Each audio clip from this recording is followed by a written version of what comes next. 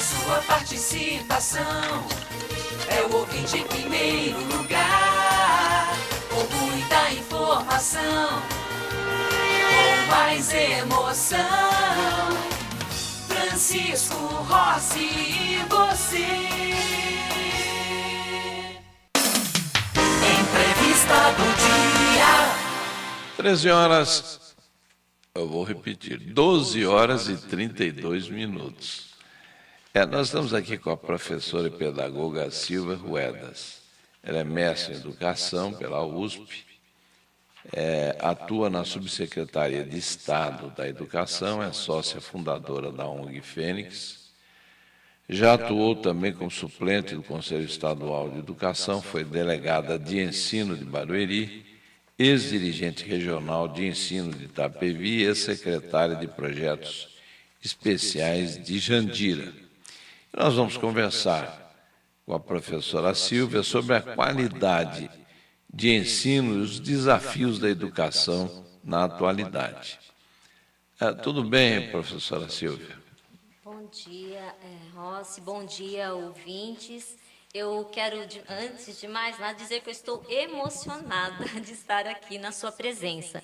E mais ainda, de estar aqui pela terceira vez e de saber como essa rádio valoriza a educação, os profissionais da educação. Muito, muito obrigada.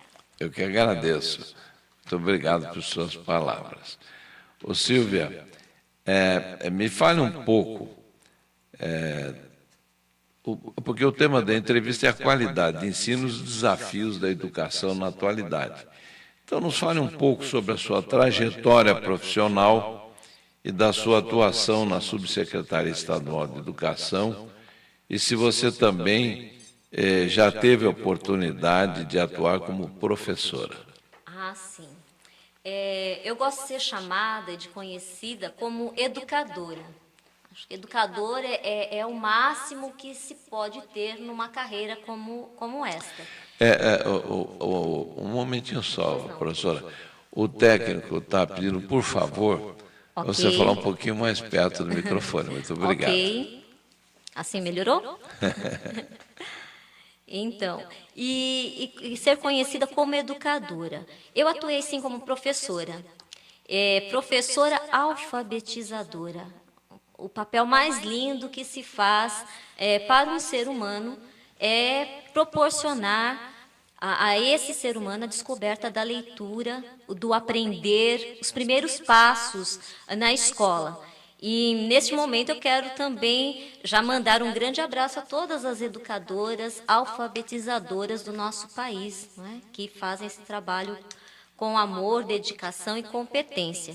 Depois disso, eu fui prestando concursos públicos e aí passei num concurso de diretor de escola e fui ser diretora de uma escola que se chamava Engenho Novo, Engenho Novo 2, em Barueri. E foi lá, eu acho que o grande feito da minha carreira, porque lá fizemos um belíssimo trabalho com a comunidade, com o conselho de escola, com a APM. A escola era uma escola em uma periferia, não tinha uma pichação.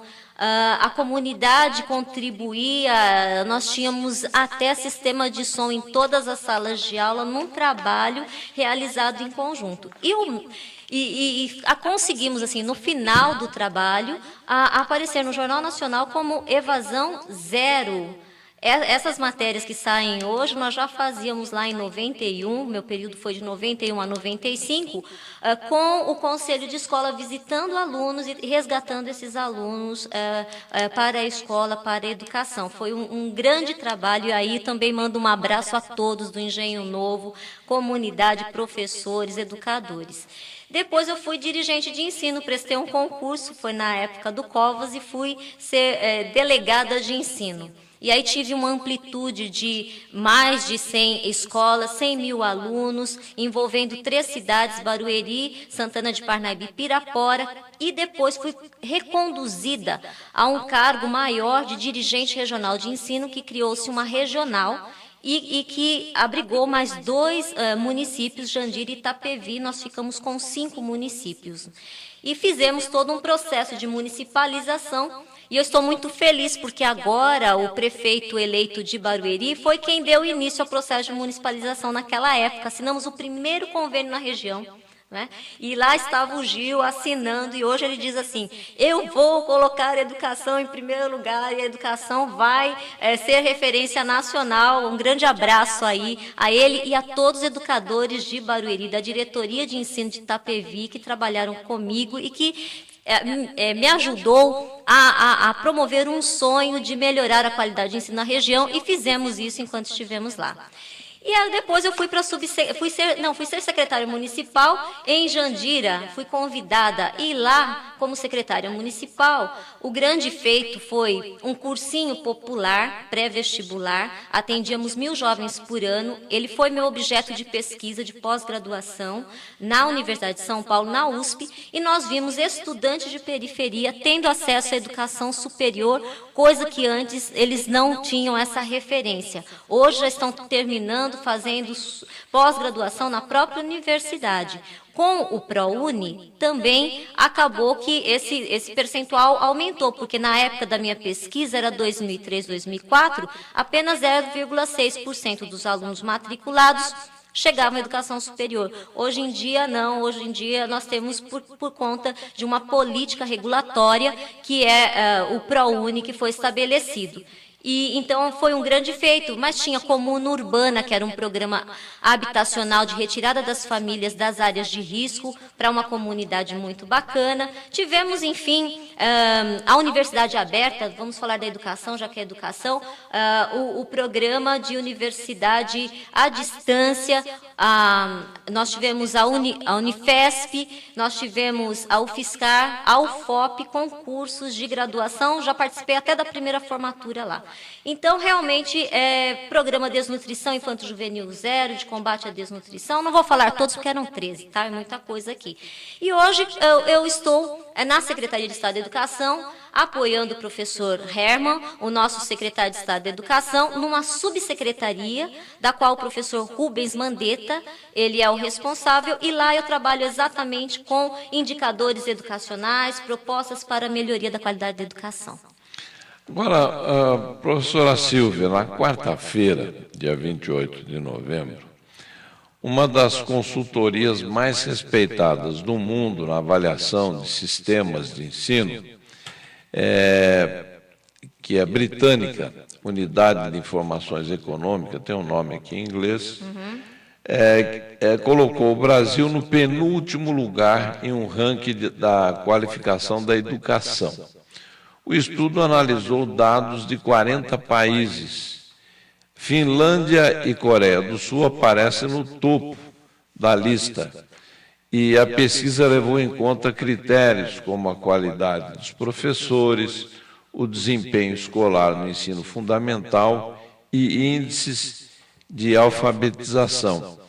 Eu não sei se a senhora teve a oportunidade de dar uma olhada nessa análise, e gostaria de ouvir a sua opinião a esse respeito. Se é justo, se é injusto. Eu fico imaginando aqui como que nós brasileiros nos sentimos, e nós brasileiros educadores em especial, ao vermos os resultados das avaliações externas. Porque é comum o Brasil ficar nos últimos lugares. O PISA, né, que é uma avaliação também internacional, o Brasil ele ocupa também as últimas posições. O que eu digo desse resultado, ele não é diferente de todos aqueles que nós já vimos. Há teses, inclusive, que dizem assim, olha, países que têm uma vasta extensão, vamos de recursos naturais, são aqueles países que oferecem mais para a população, portanto, a população parece que estuda menos, investe menos nesse aspecto. Há até teorias dessa ordem. Mas no que se refere aos indicadores educacionais, eu vou dizer, investimento tem a ver? Olha só, uma pesquisa que nós temos, também que analisou 34 países num ranking, ela foi feita pela Organização Internacional para a Cooperação e Desenvolvimento da Educação, OCDE. E ela é responsável por essa avaliação que eu também falei, que é o PISA, que os indicadores não são diferentes dessa última avaliação.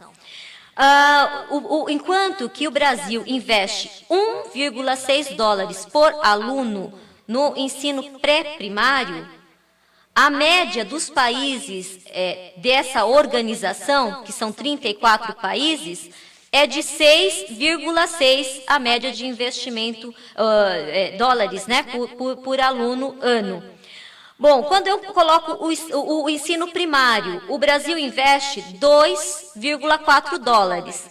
E a média dos países dessa organização internacional é de 7,7. Quando se fala em ensino secundário, o Brasil é 2,2 dólares. E aí você vai ter a média dos países de 9,3 dólares. Portanto, o Brasil ele fica nas últimas posições também em investimento ali educacional. Quando a gente pega também na tendência e debate da Folha, recentemente nós vimos uma matéria que colocou o Brasil como um país que não consegue formar sequer seus engenheiros, porque não adianta pôr mais vagas para engenheiros, porque ele não sabe matemática para poder fazer ali seus projetos. A qualidade está tão precária que está tão difícil colocar. Então, realmente é uma questão de investimento, é uma questão também de prioridade. Ontário colocou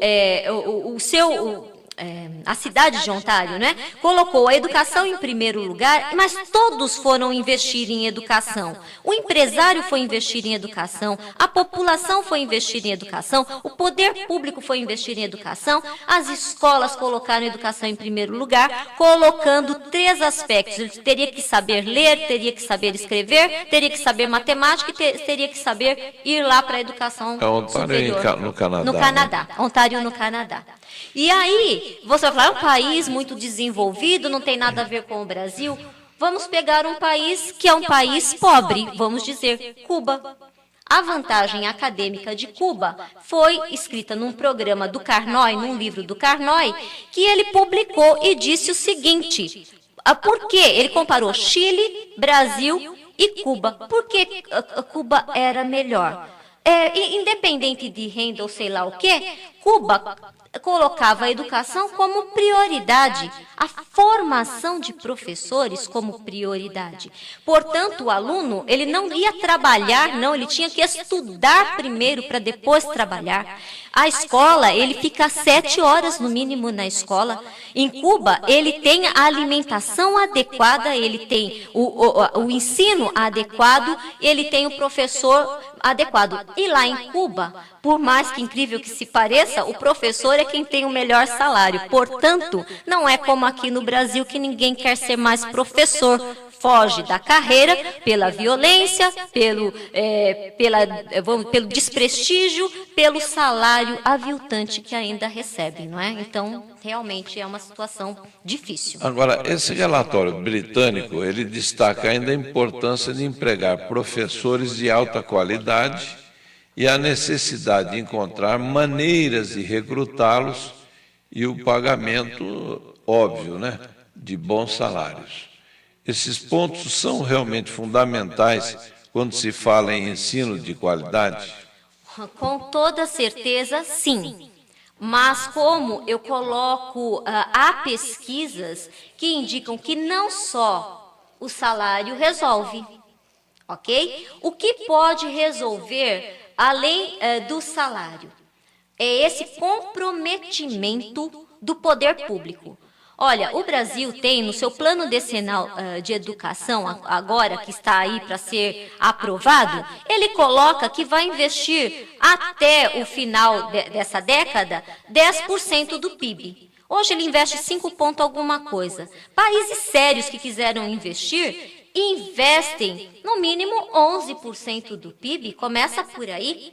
Então, é uma questão de investimento. Agora, obviamente, nós temos no país o Fundeb, que é o Fundo da Educação Básica. Esse Fundeb, ele vai pegar os recursos, 20% da arrecadação de alguns impostos dos municípios e estados, ele leva para esse fundo. E nesse fundo, o que ele faz nesse fundo? Ele redistribui também e dá o mínimo per capita aluno ano. E aí, o que quer dizer isso? Quer dizer que 60% desses recursos que vão para o fundo e são redistribuídos devem ser para pagamento de salário de professor. Mas ainda é muito aviltante. O professor tem dificuldade até mesmo para ele se apresentar nas escolas com o salário que recebe. Vamos pegar os resultados dos indicadores da região oeste. 7 cidades eu fiz um balanço. Barueri está em primeiro lugar de 7 cidades da região oeste, à frente, inclusive, de Osasco. Por quê? Por que Barueri está à frente? Será que ela tem uma educação melhor? Sim, tem um investimento maior, mas ele tem toda uma população sendo atendida desde que nasce. Recebe um enxoval. Depois, a mãe recebe o parto gratuito, depois ela vai para a escola, recebe todos os benefícios que podem ter e pagam os melhores salários da região para os professores. Portanto, ele traz os melhores professores. No Estado, o senhor sabe o que está acontecendo, senhor Rossi, no Estado e senhores ouvintes? Faltam professores. Professores não querem mais trabalhar. Então, os cursos de formação também. Como é que são os cursos de formação de professores? Professor faz bacharelado, tá? Não tem um curso que forme professor desde o primeiro ano. Eu quero ser professor, vou estudar primeiro, segundo, terceiro, quarto, quinto ano. Eu vou estudar para ser professor, eu vou estudar depois. Eu faço 4 anos de um curso lá de bacharelado, vou ser administrador, vou ser sei lá o quê, advogado, depois eu faço um ano e meio lá e complemento as aulas pedagógicas. Cuba é professor formado desde o começo. Cuba, ele é formado depois que entra na escola, ele fica 3 anos sendo assistido por seus colegas de maior experiência, sejam professores ou gestores. Portanto, essa relação realmente existe. José Henrique de Jandira ligou aqui e perguntou: o que você acha sobre o ensino compartilhado das escolas dos municípios e dos estados? Olha, essa é uma grande questão. Obrigada pela pergunta. Como é que chama o ouvinte? José Henrique. José Henrique. É uma grande pergunta, José Henrique, uma grande dificuldade também, uma grande polêmica. Nós que fomos pioneiros aí do processo de municipalização, que seria da transferência de responsabilidade para os municípios, sabemos como isso ainda é difícil. Mas se nós pensarmos assim, os entes federados têm suas responsabilidades. O Estado deve investir prioritariamente no ensino fundamental e no ensino médio. E os municípios devem investir prioritariamente no ensino fundamental e na educação infantil.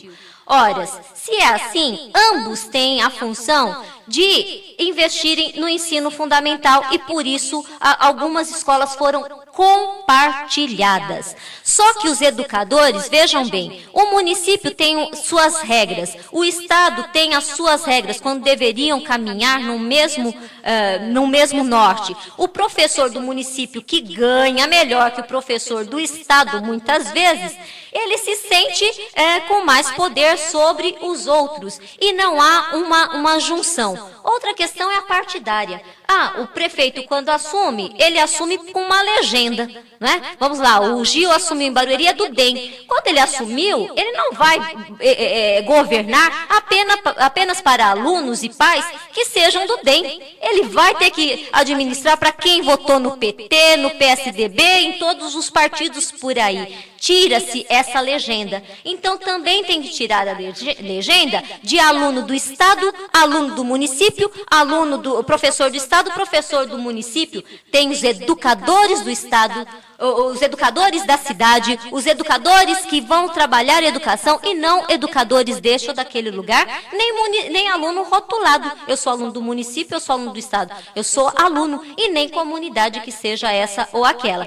Portanto, eu acredito aí, José Henrique, que é preciso que tenha uma política educacional coerente. Há um estudo feito pelo SEMPEC que trata da territorialização. O que é isso? Fez uma pesquisa em áreas periféricas de São Paulo, da Grande São Paulo, e acabou detectando que o impacto da população, daquele setor, ele impacta no resultado da escola. O que quer dizer? Quer dizer, se eu tenho aqui uma escola que é municipal, ela vai agregar os melhores professores, vai agregar aqueles alunos com maior potencial, aquelas famílias mais estruturadas que já colocaram a educação em primeiro lugar. E aquelas famílias que têm uma renda mais difícil, que tem uma dificuldade maior já de violência que tem naquela região, de precariedade de recursos, etc., de bens públicos, ela acaba indo para a pior escola. Portanto, se for comparar o resultado dessa escola,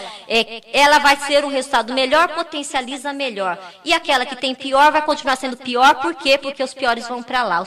Aqueles professores que necessitam de maiores dificuldades, e daí cria o estigma do fracasso também, e o fracasso leva cada vez mais para uma situação ruim. Portanto, é preciso que todos, eu não digo só os políticos, eu não digo só os educadores, mas todos, a população como um todo, pai, mãe, aluno, coloquem a educação em primeiro lugar e se utilizem dos conselhos existentes, conselho do Fundeb, o Conselho Municipal de Educação e, sobretudo, os conselhos escolares nas escolas, porque é por lei e devem atuar.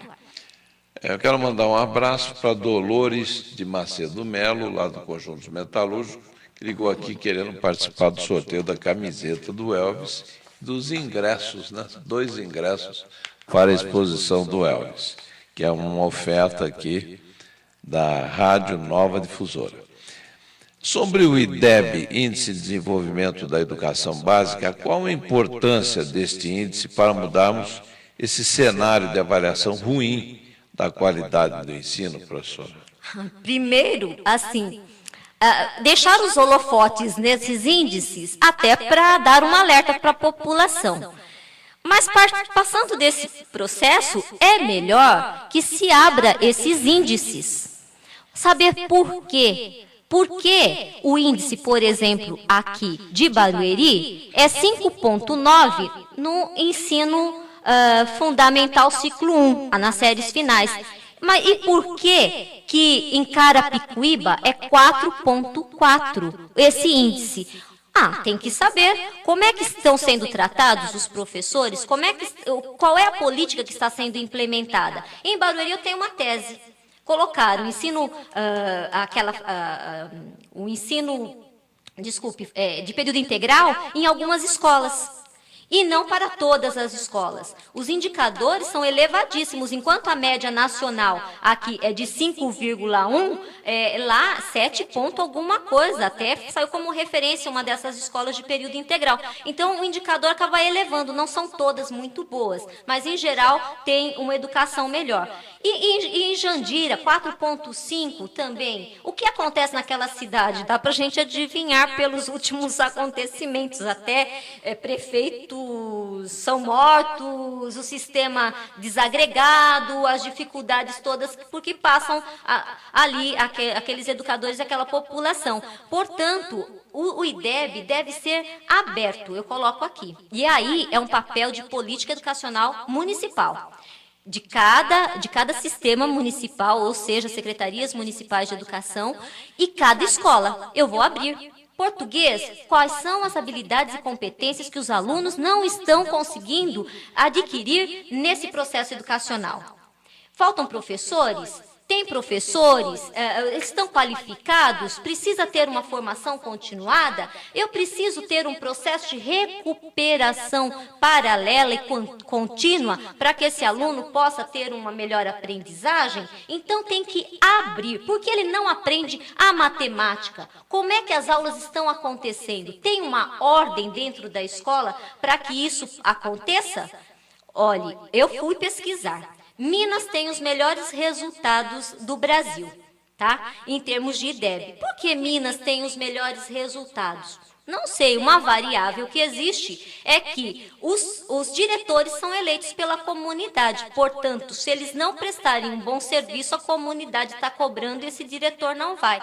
O que acontece muitas vezes em algumas cidades é que nem sempre a competência que prevalece, acaba prevalecendo o apadrinhamento e que isso não é muito bom também para o sistema educacional.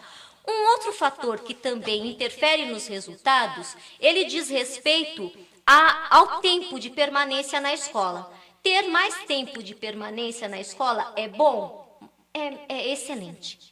Tem que aumentar. O MEC ele tem um programa que se chama Mais Educação. Ele dá cultura, lazer e esporte fora do período convencional de aula e aí ele acaba agregando todo esse potencial. Já tem um estudo que indica que essas escolas apresentaram melhores resultados. Portanto, tempo é importante. Não só o tempo em termos de relógio, hora, mas o aproveitamento do tempo. Volta ao Carnoy. O Carnoy, naquele estudo, a vantagem acadêmica de Cuba, diz que ao analisar dos 3 países, no Brasil os professores ficam maior parte do tempo chamando a atenção do aluno e o aluno copiando a matéria. 80% copiando a matéria. Como pode? Cuba coloca os alunos exercitando, desenvolvendo as suas habilidades e as suas competências. O outro ponto é a formação que eu já discuti aqui, eu penso que já foi contemplado nessa resposta, não é? Mas, enfim, eu acredito muito que é preciso que a gente tenha um olhar prioritário para a educação. Acho que se tiver, essas coisas vão melhorando. Bom, um outro assunto muito polêmico, que é a progressão continuada, que prevê a não repetência. E sempre é tema de debates, discussões, principalmente nas épocas das campanhas eleitorais. Eu gostaria de ouvir a sua opinião a respeito da progressão continuada, professora. Olha, o senhor falou bem. Eu vi tanto nessas eleições as pessoas falavam assim: olha, agora vamos reprovar todo mundo. Vamos reprovar. A reprovação vai continuar. Eu falava, ele achava que isso ia agradar alguns pais. Certamente esse político, isso lhe renderia votos, porque certamente ele não estava falando com olhar de educador. E nem como olhar de gestor. Porque o aluno, quando ele é retido, ele acaba levando aquele processo de investimento para o ralo, eu coloco assim. Porque ele fica o ano todo na escola e a escola demonstra sua incompetência em fazer com que ele tenha um progresso na sua aprendizagem e aí ele acaba se evadindo, indo embora, quer dizer, um recurso que foi jogado fora, ou eu tenho que investir de novo nesse aluno. Então, a questão do investimento entraria aqui. Mas eu falo como educadora. E eu vou falar como mãe, que eu não sou, mas eu conheço meus pais que valorizam muito bem a educação e sei do sentimento que eles teriam se eu tivesse chegado em casa um dia com o meu boletim com uma nota baixa ou retida em algum componente curricular. Vejam bem, reprovar ou aprovar é um discurso que a gente teria que ter aqui num programa inteiro. Eu vou mudar esse termo. Eu vou colocar o termo aprender. Aprender. O aluno ele vai para a escola e ele vai para aprender. E o pai, a comunidade, as pessoas devem incentivar esse aluno para que ele valorize esse aprender na escola. O professor, o estudioso, não é, do saber, que é o Bernard Charlot, ele fala assim que o aluno ele tem que ter um prazer, não é? Um prazer na hora que ele vai para a escola, para que ele possa ter um resultado melhor ali de aprendizagem. Portanto, se os professores fizerem como no estado de São Paulo tem o programa Ler e Escrever, que é um programa que tem um mapa de sondagem, as professoras sabem bem o que é isso, onde eu vou acompanhar o aluno desde o primeiro dia que ele ingressa em suas habilidades de leitura e de escrita, eu vou saber se ele avançou mais, se ele avançou menos. Eu vou pegar esse aluno que avançou menos, porque nem todos, nós temos que trabalhar com os desiguais também. A nossa escola pública hoje inclui todos. Então, eu tenho que chegar para esse aluno que tem um nível de aprendizado reduzido por N motivos e não rotulá-lo como um aluno deficiente, mas como um aluno que pode aprender e olhar para ele com uma perspectiva de aprendizagem e inserir esse aluno em programas de recuperação que a legislação garante e obriga, contínua, que é aquela que você faz no dia a dia. No estado de São Paulo se faz com um professor auxiliar na sala de aula, mas se pode fazer com trabalho diversificado ou de outras formas. E você faz a recuperação paralela, que é aquela que o aluno vai fora do horário de aula, ele vai ter um reforço escolar. Então, se faz com responsabilidade. Eu, como educadora, eu abomino e desprezo a retenção pela retenção. Eu acho que o educador jamais deve querer olhar para seu aluno e pensar, vou puni-lo porque ele ficou o ano inteiro aqui e não fez nada. Vou puni-lo porque a família está desestruturada, o pai não cuidou, eu não vou cuidar. Então ele assina o atestado de incompetência. É aprender. Bom, pelo que você está dizendo, você é contra a progressão. Você é a favor da progressão continuada. Mas por que esse modelo costuma ser tão criticado? Porque colocaram um rótulo de progressão automática, e que não é nada disso. Progressão automática significa, eu chego na escola, eu não faço nada, o professor não faz nada também comigo, portanto, eu vou reter esse aluno no final, ou vou promover esse aluno no que é a progressão automática. Então, você não considera aprendizagem, processos de aprendizagem. Você vai simplesmente promover porque o sistema obriga. Então, isso é responsabilidade do sistema escolar.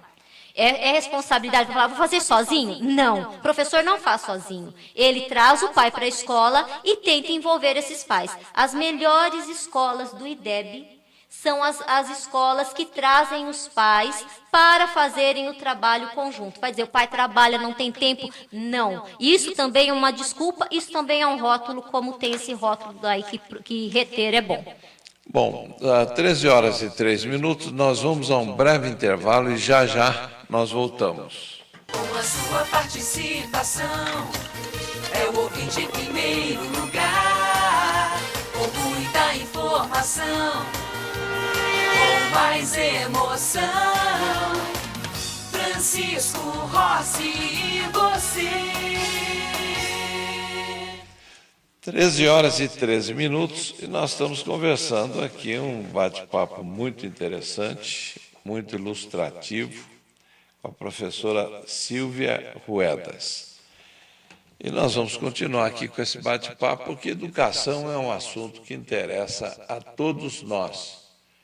E, infelizmente, o Brasil poderia estar melhor nessa área e ainda está deixando a desejar. E vai pelo esforço de algumas pessoas, como a professora Silvia Ruedas, que quando tem a responsabilidade de assumir alguma área da educação, as coisas acontecem. Professora, a violência nas escolas públicas, que atinge professores e alunos, é uma questão que precisa ser enfrentada. Eu pergunto, essa violência, qual a sua opinião sobre essa violência? Ela é externa, interna? O que acontece que vira e mexe é professor agredido, briga de professor, pai de aluno com professor? Pois é, olha, ouvintes, eu vou falar. No começo eu falei, que vergonha, o Brasil estar nos últimos lugares em índices educacionais.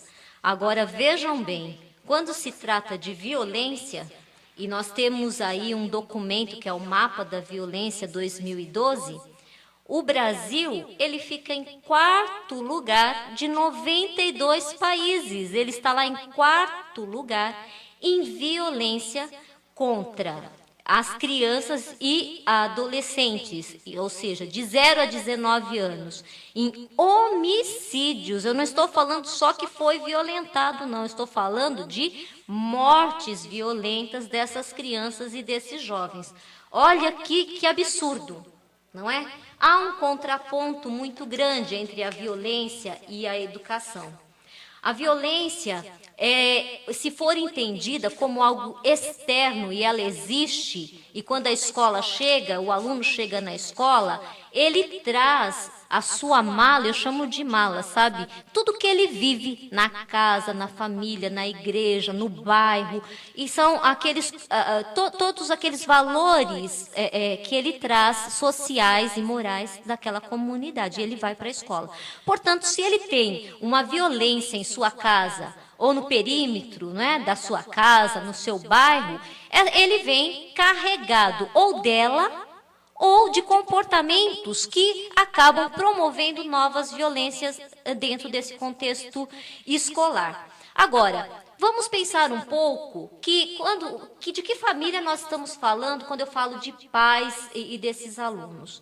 Hoje as famílias não são as mesmas famílias que nós tínhamos quando nós até estudamos, que não faz tanto tempo assim, mas se formos olhar um pouco mais do passado ainda era mais difícil. Hoje as famílias não são aquelas famílias tradicionais, é só olhar todas as pesquisas e dados do IBGE. Nós temos famílias com pai que cuida dos filhos, temos famílias que só a mãe cuida dos filhos, temos famílias de pessoas até do mesmo sexo, portanto, as famílias não têm o mesmo padrão.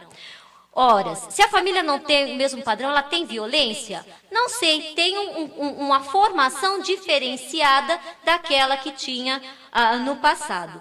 Daí nós vamos avançando mais um pouco e nós vamos pensando que, como essas crianças muitas vezes ficam sozinhas em casa, porque os pais saem para trabalhar, porque às vezes tem só a mãe ainda tem que trabalhar para sustentar esse filho, e a escola não é de tempo integral, portanto ela fica lá na rua, ou ela vai ficar num computador ou assistindo a um programa de TV, não é? Menos talvez um rádio, porque o rádio hoje ainda atinge um maior número de pessoas, e eu penso aqui pela minha ótica que é aquele que promove menos violência, sim. Agora, e traz amor, traz paz, traz música. Agora, vamos pensar um pouco que aquela TV, ela distorce a figura do professor, como muitas vezes a mídia, ela ensina. Vai contar lá, houve um delito, ou contra uma criança, ou contra o jovem, ou contra um idoso, que seja. Ele vai pegar e vai falar assim, ele saiu de casa em tal hora, pegou tal arma, fez de tal jeito, daquela maneira. Ele ensina o cidadão a fazer o crime. Ou ele coloca um sentimento tão grande de violência que parece que você não vale mais nada, a vida se banalizou. O efeito da internet também no campo sociológico pode ser entendido de uma forma assim, vamos ver, tudo é instantâneo, tudo é descartável, porque tudo é muito rápido nessa internet, eu jogo fora aquilo que não me serve. Portanto, a vida também é descartável, as pessoas são descartáveis, o relacionamento é descartável. Portanto, essa violência, ela acontece também fora da escola. Quando ela chega na escola, qual é o que nós vemos dentro da escola? É muitas vezes aquela violência entrando, é um ser que invade a escola e que entra lá e depreda e que joga, o aluno joga contra a vida desses alunos, ou ele vai simplesmente promover uma violência interna. Um aluno vai brigar com um aluno, como o senhor falou, o aluno vai agredir um professor. Quem não viu esses dias no YouTube, que nesse YouTube roda tudo, né? Uma professora sentada e o aluno lá, um num canto namorando, o outro brincando, o outro jogando papel e o professor sentado, a professora sentada corrigindo um trabalho. Ela deu uma nota que o aluno não gostou, o aluno foi lá, a insultou uma vez, 2 vezes, 3 vezes, na terceira ele a agrediu fisicamente e os alunos riram e colocaram aquilo na internet. Vejam bem, a mídia estava lá, a imagem do professor toda distorcida e nada foi feito em relação a isso. Portanto, a violência, ela existe e eu vou colocar para os prefeitos desses 5 mil aí, mais de 5 mil prefeitos que vão assumir aí essas prefeituras, aí no estado de São Paulo são 645, né, que vão assumir, que eles têm um grande desafio, que é tratar dessa violência. E tratar dessa violência passa por alguns pontos que o poder público e a escola podem ali resolver. A Raquel Cristina dos Santos de Barueri, ela quer saber se existe a possibilidade da senhora ser secretária da Educação em Barueri. Ai, meu Deus, olha a pergunta. Olha, eu vou dizer assim, para você, qual é o nome, Cristina? Raquel Cristina. Raquel Cristina. Ô, Raquel Cristina, eu tenho recebido essas perguntas todos os dias, mas eu acho que ela deve ser feita aos gestores aí que estão assumindo, né? Agora, perguntar, você gostaria de ser secretária de Educação? Os critérios para a escolha nem sempre são os critérios de ter sempre um técnico ajudando. Eu acho que não precisa ser secretário de Educação para se fazer educação. Obviamente, eu fico muito lisonjeada e honrada porque me sinto, assim, prestigiada por tantas pessoas e eu quero aproveitar, senhor Rossi, aqui, e ouvintes, e mandar um beijo, um grande abraço a todos os educadores, a todos os professores, até pais de alunos que me encontram por aí e que fazem perguntas e que dizem assim, estamos te esperando. Eu fico tão feliz, nossa. Que bom. Eu quero mandar um abraço para o Arthur Sacho, da Vileiar, e também para a Letícia Bonfá, que estão aqui participando também do concurso da camiseta do Elvis Presley e dos ingressos. Bom, parece-me que nós abordamos essa questão da violência, ela é uma realidade e tal.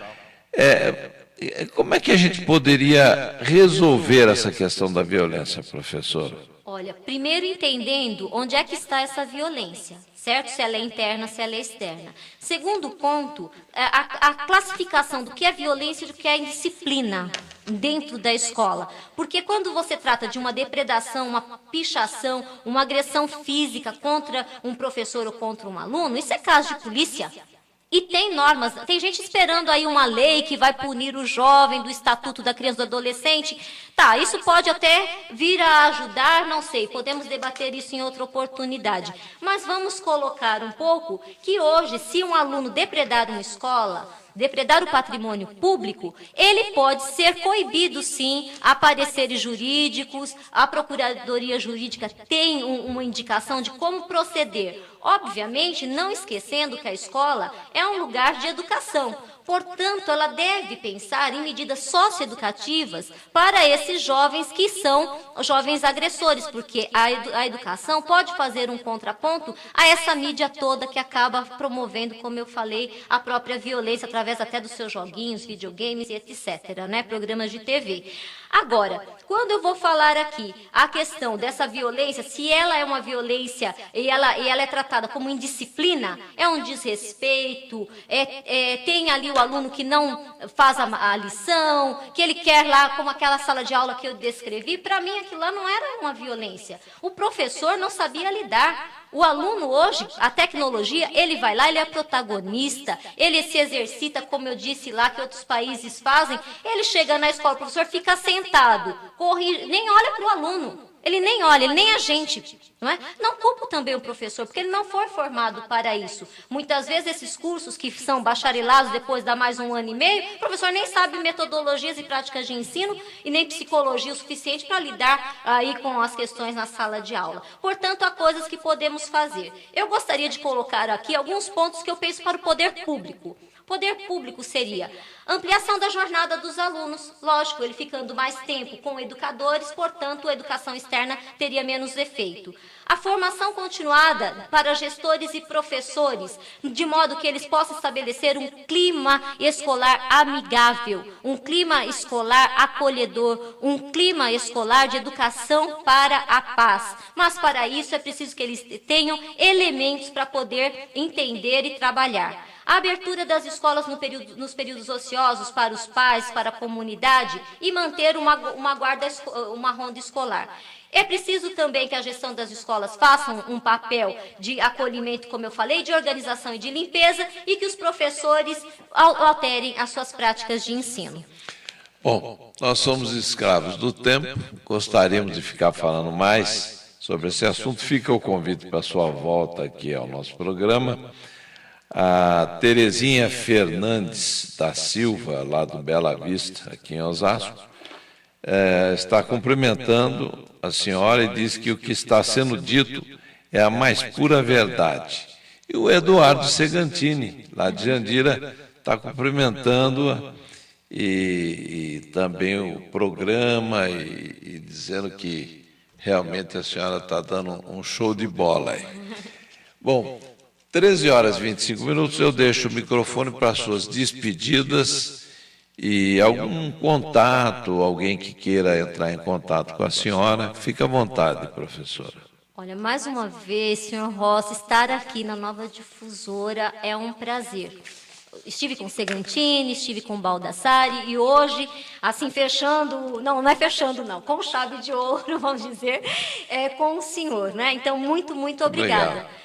Quero também deixar um grande abraço aqui para os meus pais, o meu pai Pedro, minha mãe Isabel, parece a Xuxa, eu falo assim, mas eles são a minha referência de vida, meus irmãos e etc, não é? Meus amigos do Facebook, meus amigos da secretaria, meus amigos educadores que caminham por aí, meus amigos prefeitos, e eu quero convidá-los para uma campanha. Eu amo educação, a camiseta que eu estou aqui hoje, eu amo educação, um coração escrito. Amanhã é o dia D dessa campanha. Eu quero convidar a todos para que entrem no Facebook Silvia Ruedas, certo? No YouTube também tem vários vídeos meus, Silvia Ruedas, vocês localizam vários vídeos, várias palestras, várias entrevistas. E nessa campanha Eu Amo Educação, em que consiste? Compartilhar uma camiseta virtualmente, usar esse para dizer assim, educador tem que ser valorizado, educação tem que ser prioridade, nós existimos, nós não vamos permitir que coloquem nossa imagem como fracassados de um sistema. Exatamente isso. Eu espero que amanhã o Facebook lote de camisetas e que essa seja uma campanha maravilhosa aí para nós educadores, quem sabe, desse país. Muito obrigado, professora Silvia Ruedas. E nós vamos a um breve intervalo e já nós voltamos.